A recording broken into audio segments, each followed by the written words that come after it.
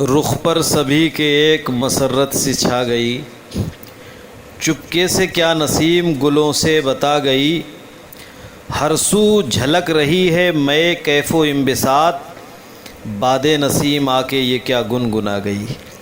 ابھی حضرت حسام احمد رضا خان آپ کے سامنے نعت نبی صلی اللہ تعالیٰ علیہ وسلم گنگنا رہے تھے۔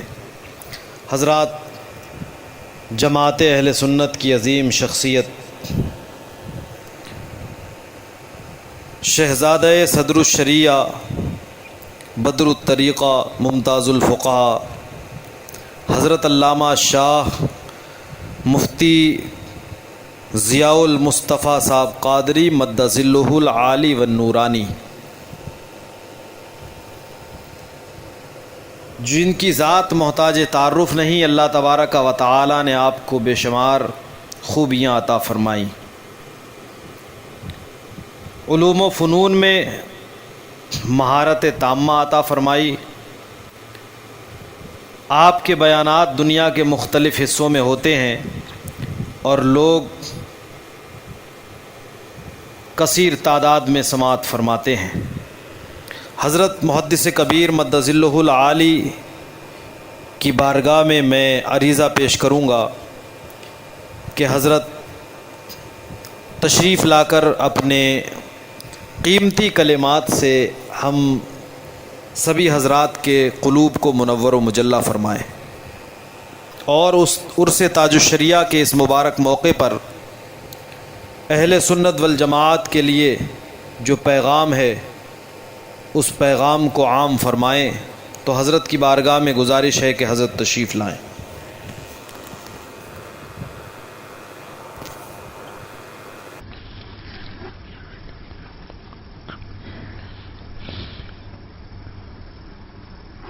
سبحان اللہ،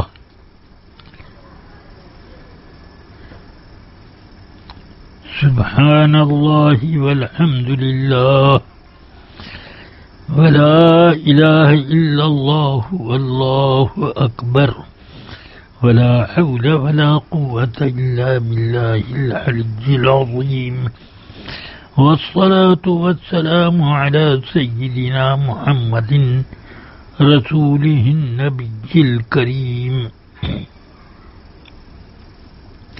صلی اللہ تعالی علیہ وعلی آلہ واصحابہ افضل الصلاة واکمل التسلیم، اما بعد، فاعوذ باللہ من الشیطان الرجیم، بسم اللہ الرحمن الرحیم، رضی اللہ عنہم ورضوا عنہ، ذلك لمن خشی ربه، صدق اللہ العلی العظیم، وصدق رسوله النبی الکریم صلی اللہ تعالی وسلم وبارک علیہ وعلی آلہ واصحابہ افضل الصلاة واکمل التسلیم۔ ایک بار آپ تمام حضرات نہایت اخلاص اور حضور قلب کے ساتھ سید کائنات نور مجسم صلی اللہ علیہ وسلم کی بارگاہ بے کس پناہ میں نذرانہ درود و سلام پیش کرنے کی سعادت حاصل کریں۔ اللہم صلی علی سیدنا و مولانا محمد معدن الجود والکرم، منبع العلم والحلم والحکم، وعلی آلہ واصحابہ وبارک وسلم۔ عزیزان ملت اسلامیہ، آج حضور سیدی تاج الشریعہ علامہ اختر رضا قادری مد ظلہ العالی ورحمۃ اللہ تعالی علیہ کا عرس پاک ہے۔ اس مناسبت سے چند کلمات میں عرض کرنا ضروری سمجھتا ہوں۔ حضور تاج الشریعہ یوں تو خود اپنی ذات میں ایک مکمل جہان علم و عمل تھے، لیکن ایک بہت بڑی خوبی یہ تھی آپ کے اندر کہ سیدنا اعلی حضرت امام احمد رضا قدس سرہ العزیز کی نسل پاک میں کریم الطرفین بزرگ آپ ہیں، اور اسی طرح آپ کو نجابت علمی و جلالت شان حاصل ہے۔ آپ یوں تو بہت کم سخن تھے کہ ضرورت اور حاجت کے مطابق ہی نپی تلی گفتگو فرماتے، مگر جب کسی علمی تحقیق کا معاملہ آتا تو آپ اپنے نپے تلے الفاظ میں مفہم طریقے پر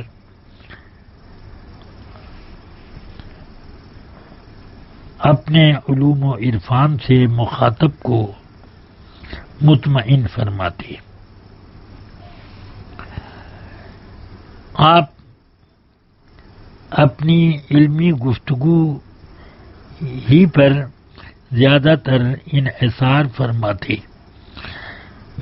اگرچہ علمی گفتگو بہت مختصر ہوتی مگر مضامین کی جامعیت کے اعتبار سے بہت مکمل ہوتی، اور مختصر اور جامعیت میں کبھی کوئی سختی یعنی کلام کے سمجھنے میں محنت اور توجہ تام کی ضرورت پڑتی ہے، مگر الحمدللہ آپ اپنے کلام میں تفہیم کا بھی عنصر بہت غالب رکھا کرتے۔ میں نے آپ کے ساتھ بہت سا وقت گزارا اور آپ کی تقریریں بھی سماعت فرمائیں۔ الحمدللہ میں نے آپ کی تقریروں میں علمی مواد بھی پائے اور عوام کے محظوظ کرنے کے اسباب بھی اس میں نے محسوس کیے کہ عوام بھی آپ کی تقریر سے استفادہ کر لیتے ہیں بہت خوبی اور کمال کے ساتھ۔ آپ کئی زبانوں پر عبور کامل رکھتے تھے، مثلا عربی زبان تو آپ کی ایسی تھی جیسے کہ آپ کی مادری زبان ہو، کہ آپ اگر پردے کے پیچھے بیٹھ کر گفتگو کریں تو کوئی محسوس بھی نہیں کر سکتا تھا کہ ایک اجمی اور ہندی آدمی یہ کلام کر رہا ہے۔ آپ بڑے بڑے اکابر علماء حرمین طیبین اور مصر، شام، یمن وغیرہ کے علماء سے جب گفتگو کرتے تو معانی اور بیان کے اعتبار سے بھی اور الفاظ کے انتخاب کے اعتبار سے بھی آپ کا کلام ان عربوں کے کلام پر زیادہ بھاری پڑ جاتا تھا۔ اس وجہ سے وہ حضرات بہت جلد آپ کی طرف راغب ہوتے اور اس کے ذریعے سے اکتساب فیض میں ان کے لیے سہولتیں مہیا ہو جاتی تھیں۔ حضور تاج الشریعہ علم فقہ میں یگانہ روزگار تھی۔ تفقہ آپ کا ایسا معلوم ہوتا کہ خلقی تفقہ ہے، اس لیے ہم بجا طور سے ان کو فقیہ النفس قرار دے سکتے ہیں۔ جب آپ سیمینار میں بیٹھے ہوتے تو ساری گفتگویں علماء کی سماعت بھی فرماتے، پھر اخیر میں جب آپ اپنی رائے کا اظہار فرماتے اور معافی ضمیر کو ادا فرماتے تو اس کا یہ انداز ہوتا کہ ان کا موقف بہت ہی قوی ہوتا تھا۔ اس موقف کے علاوہ جتنی دلیلیں لوگ بیان کر چکے ہوتے، مختصر سے اپنے بیان میں سب دلیلوں کا جواب بھی موجود ہوتا۔ آپ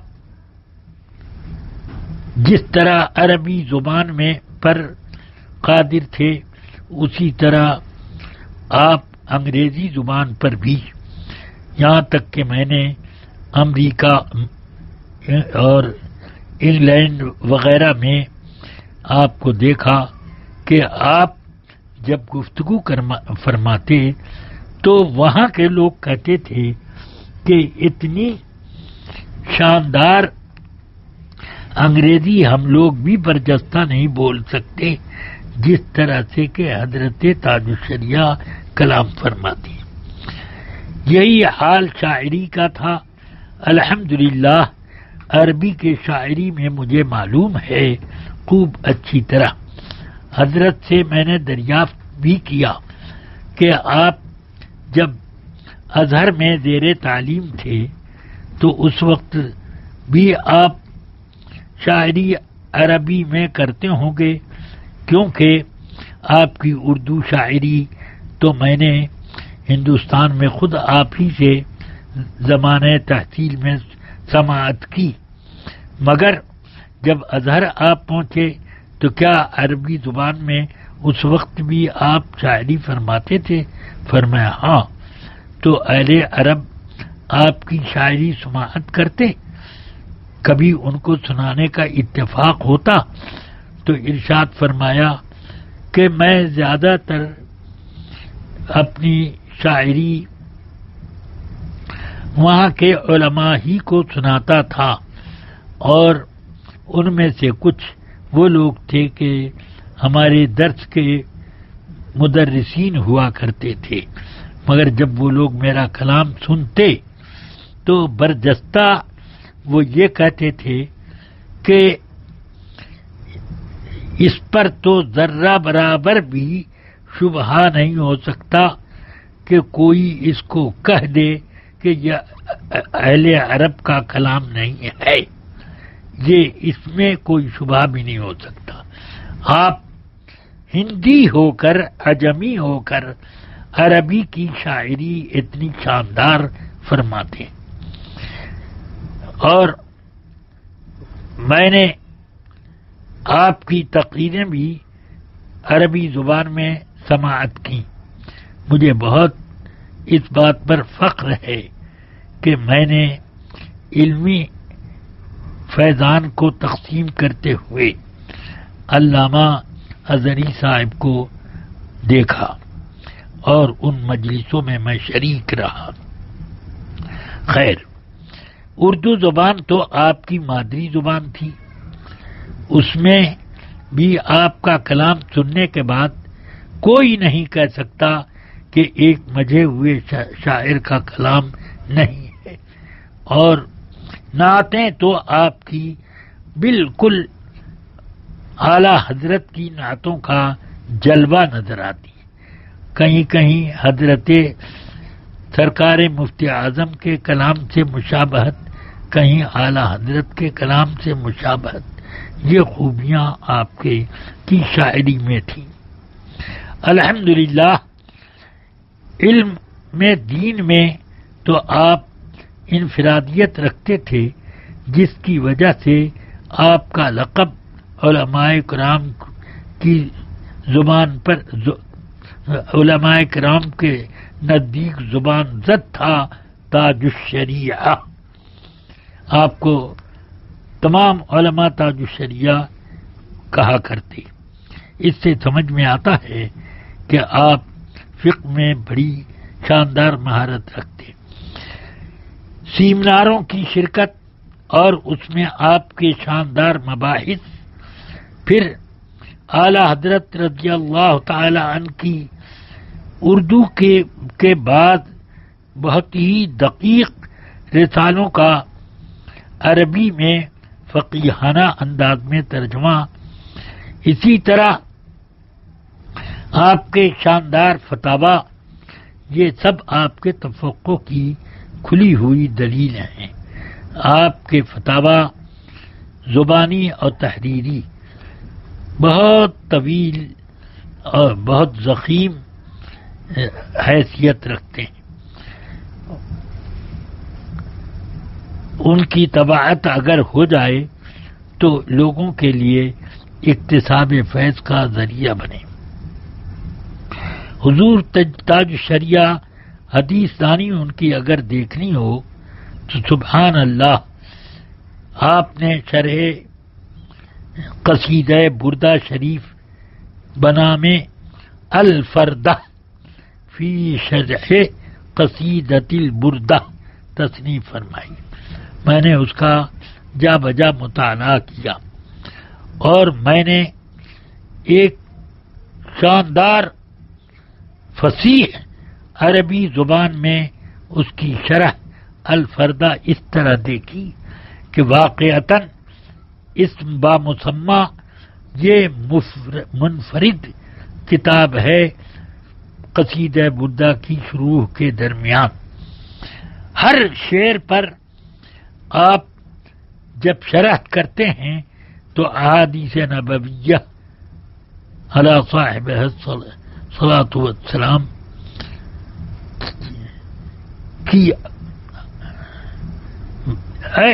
کا ایسا تسلسل معلوم ہوتا ہے کہ گویا کہ آپ نے ان ساری حدیثوں کو پہلے ہی سے جمع رکھا اور اس کتاب کی شرح اگرچہ اتنی طویل نہیں ہے جتنی ہونی چاہیے، مگر اس میں جملہ مباحث آپ نے سمیٹ دیے ہیں اور کلام بہت جامع اس میں فرمایا، احادیث کی قطاریں لگا دی، ہر شعر پر کثیر احادیث کا ذخیرہ موجود ہے۔ اور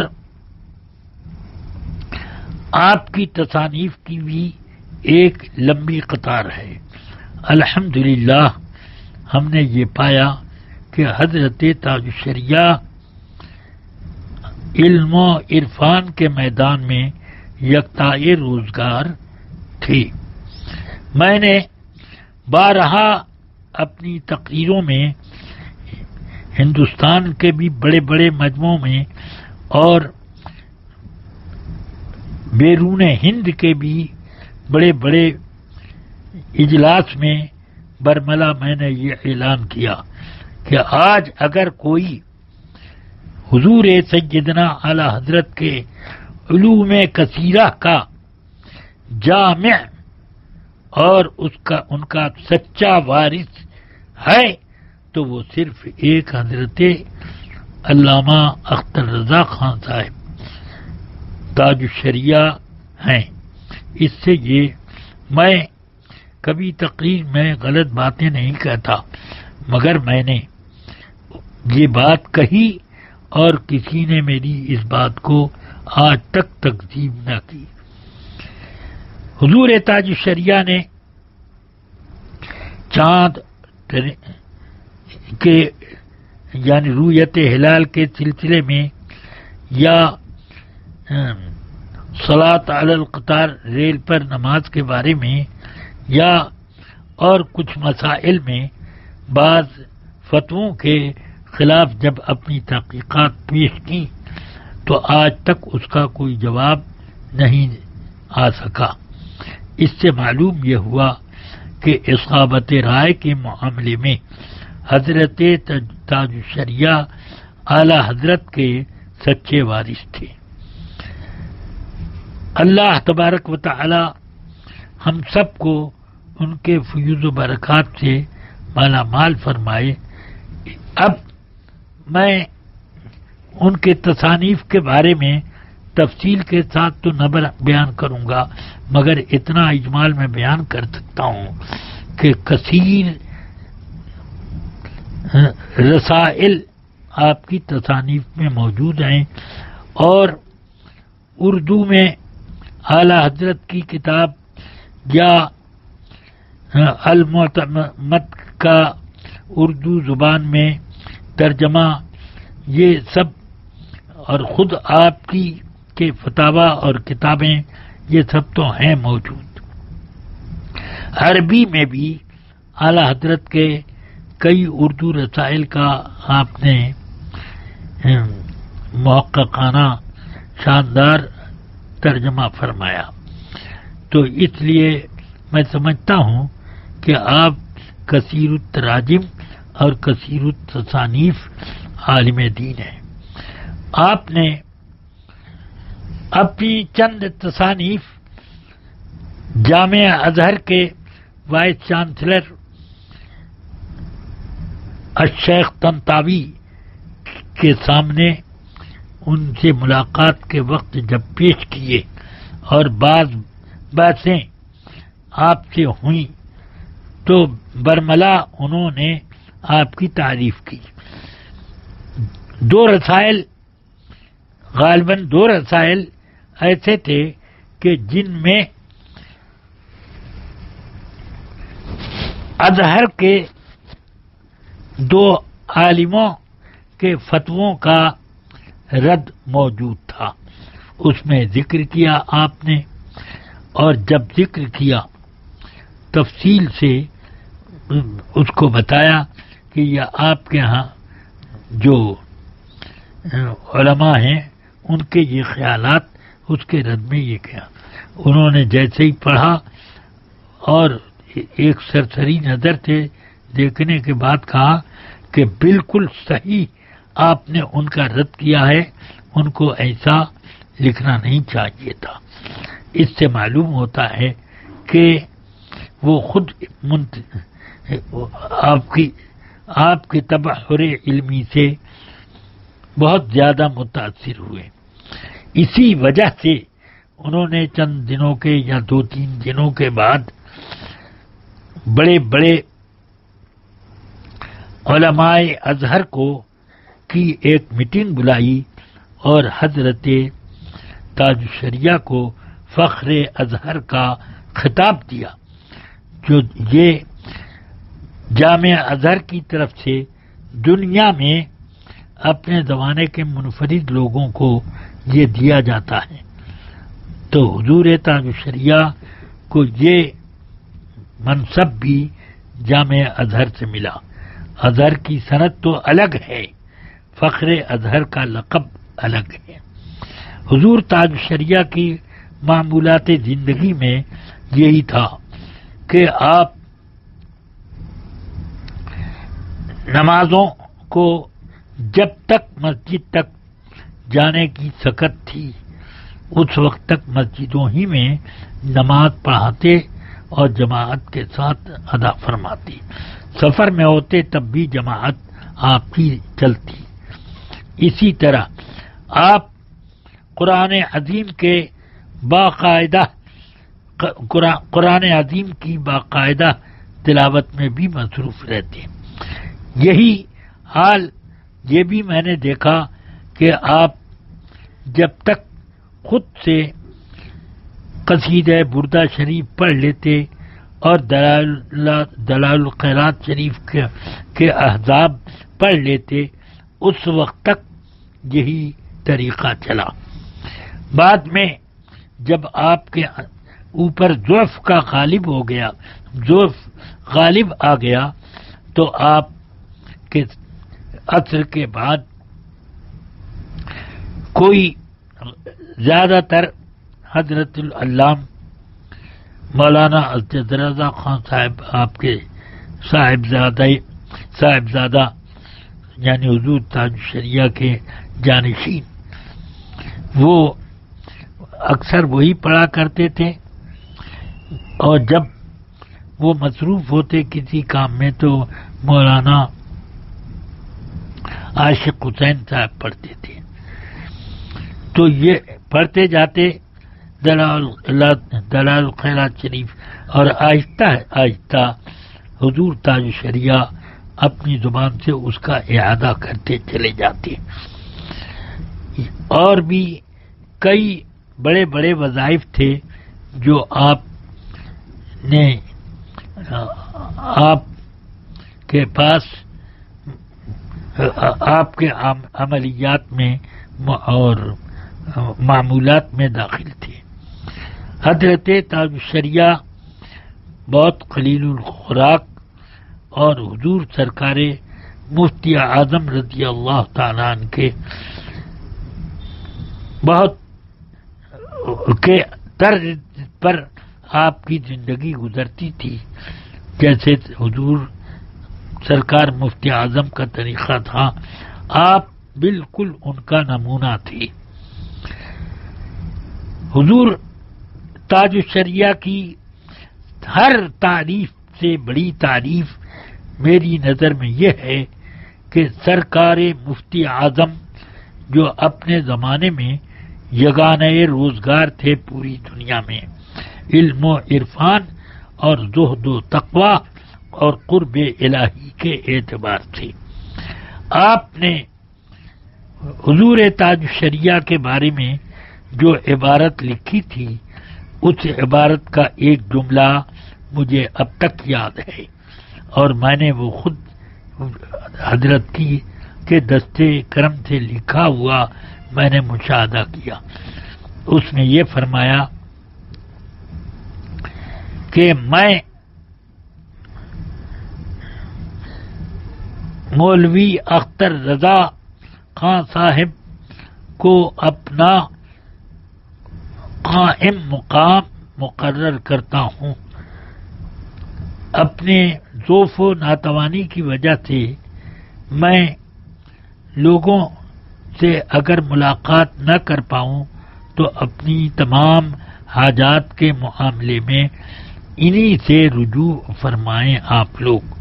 ہاں، اس سے پتہ چلتا ہے کہ حضور تاج الشریعہ کو علامہ اظہری اپنا قائم مقام فرما رہے ہیں. صرف یہ نہیں کہ جانشین ہو، قائم مقام کا تو مطلب یہ ہوا کہ جو کام مجھ سے لوگ لیتے ہیں وہ سب کام یہ میری طرف سے انجام دیں گے. بس میں دعا کرتا ہوں کہ اللہ تبارک و تعالی ہم سب کو حضور تاج الشریعہ کے فیض و برکات سے مالا مال فرمائے، اور ہمیں ان کی زندگی کے جو شاندار گوشے ہیں ان گوشوں کا بھی فیض عطا فرمائے. وصلی اللہ تعالی علی خیر خلقی. اور یہ بھی میں دعا کرتا ہوں کہ حضرت